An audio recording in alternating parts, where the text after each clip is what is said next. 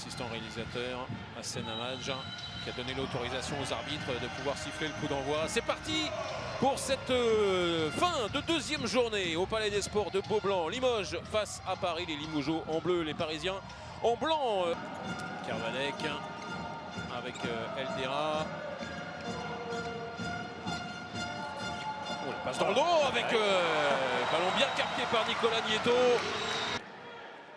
Ouais, les Limougeaux d'en profiter. Turchenko avec Eldera. Un petit passe pour Kervanec, mais le ballon est volé par Elohim Prandi qui va lancer derrière Luc Steins qui va croiser son tir. Et bien voilà, c'était une défense expérimentale, mais elle a été efficace. Derrière la contre-attaque pour les Limougeaux, pas forcément beaucoup de vitesse. Attention, il est encore posé beaucoup de pas.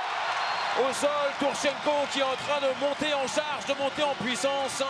Ça doit être son 5e but maintenant sur les 10 inscrits par les Limougeaux. L'égalisation de Limoges après 17 minutes. Maxime ne s'est-il lui-même pas donné la possibilité de monter le bras? Avec Cascoué. Ça a bien fonctionné. La bonne prise d'intervalle. Quelques secondes encore. Luc Steins de très loin. C'est stoppé acrobatiquement par Dino Slavic. Et l'avantage Paris après 30 minutes. Les Parisiens qui mènent devant Limoges 16-14. Et plus 2 pour les Parisiens. C'est un petit peu l'écart moyen. Alors des 10 dernières minutes de cette première période.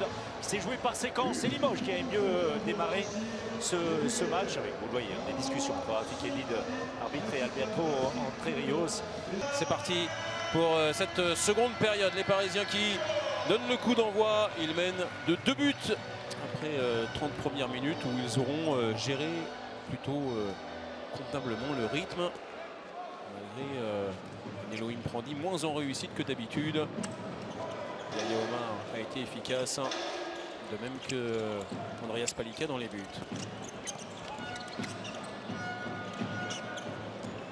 Première action qui n'a pas abouti, qui n'a pas donné de solution. La seconde accélération, c'est maintenant avec Elohim Prandi dans l'intervalle externe. Celui qu'il n'avait pas réussi à faire, c'est-à-dire passer le bras comme ça presque. On va remettre le ballon en jeu, sans remontrance pour l'Espagnol. Et la frappe, c'est bien fait. Il a emmené tout le monde dans son sillage. Et il vient marquer un deuxième but consécutif, l'Espagnol. Et la salle qui se lève, le bruit qui s'amplifie encore. Limoges déclare un but. C'est la fin de vous l'avez vu d'Ascoué qui déséquilibre Yaya Omar qui reste en demi-position. Entrée, se trouve en zone. Entrée de Yannick Grain. Il a multiplié les exploits, Andreas Palika, dans cette seconde période. Grain il est capable de sortir de sa boîte, mais ce ne sera pas sur ce coup-là. La multiplication des feintes.